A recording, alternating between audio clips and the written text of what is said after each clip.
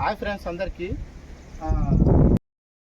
Friends ఇది 100 సంవత్సరాల నాటి గుడి చూడండి.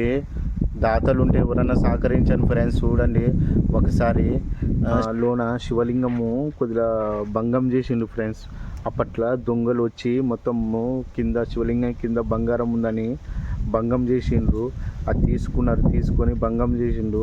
ఎవరైనా ఉంటే కొద్దిగా దాతలు ఉంటే శివలింగాన్ని తెచ్చింది ఫ్రెండ్స్ ప్లీజ్.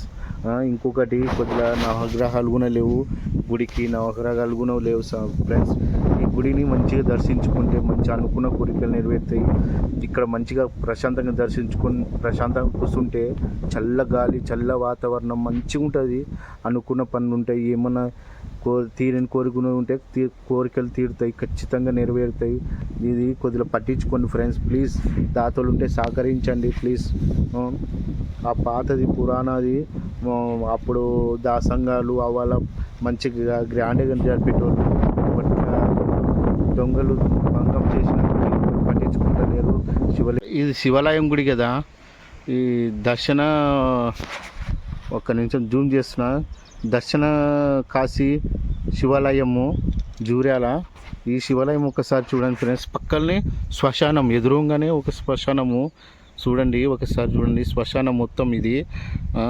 ఇది ఎక్కడ లేదు. కాశీలో ఫస్ట్ ఒకటి ఉంది, సెకండ్ జూర్యాల ఉంది, ఎక్కడ లేదు. పక్కన కోనేరు కృష్ణానది ఉంది చూడండి. గంగమ్మ నది, అది కోనేరు అంటే గంగమ్మ నది మొత్తము.